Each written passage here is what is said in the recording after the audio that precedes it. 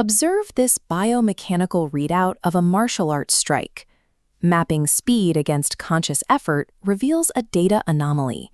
Standard engineering assumes maximum output requires maximum force, typically increasing muscular tension. But this strike's data reveals the exact opposite. We are left with a paradox. Maximum kinetic power derives from minimum effort. Martial artist Bruce Lee utilized this anomaly to generate his legendary strike velocity. Lee achieved this speed by doing less, consciously reducing muscular resistance during execution. He based this methodology on the Taoist principle of Wu Wei.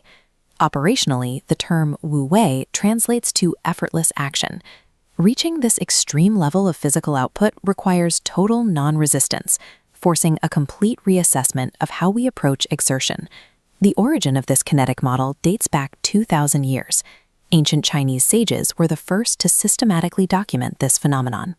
They focused their analysis on fluid dynamics, specifically the way water interacts with static obstacles like rocks. They observed that water never expends energy fighting the obstacle. Instead, it identifies and follows the easiest path available. This refusal to resist preserves the water's total kinetic energy. By bypassing resistance, the current becomes an unstoppable force. Powerful kinetic forces in nature operate through fluid bypass mechanics rather than brute force collision.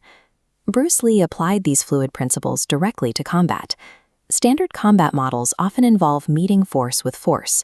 Lee prioritized energy redirection, manipulating an opponent's incoming kinetic vectors. He summarized this with one directive: move like water. This approach neutralizes an opponent's energy without depleting the practitioner's own metabolic reserves. Redirection creates a low-friction kinetic loop, where force is absorbed and recycled. Mastery of physical space relies on engineering the lowest friction pathway for energy transfer. This logic also applies to internal biological systems, particularly within traditional Chinese medicine. In this clinical framework, practitioners avoid fighting an illness as a localized enemy. Instead, they work with the body's natural healing flow. By avoiding a high-stress, combative state, the body more effectively reroutes its internal resources toward repair. Modern neuroscience now provides the data to support these ancient observations. Researchers measure this as the neurological state of peak performance. Conscious forcing carries a high metabolic cost, whereas neurological flow states prioritize efficiency. Peak performance occurs at the moment we stop forcing and begin flowing. Across kinesiology, medicine, and neuroscience, optimal system management depends on yielding to natural pathways. Isolate and analyze your own current challenges. This data visualization presents a diagnostic question for your audit. Are you pushing harder or flowing smarter? The pushing harder model expends energy on variables that cannot be changed.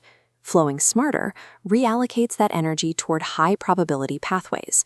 System-wide change begins when you stop resisting the current reality. Effective change requires working strictly with what is currently possible. Optimization requires identifying where you are unnecessarily resisting reality. Consider a river. It never attempts to flow uphill. It identifies its natural downward course, generating enough sustained power to carve through stone. This topographical imperative applies to your own challenges. Achieving your goals requires a shift away from brute force. Success depends on engineering better flow. Stop fighting the current. Become the current.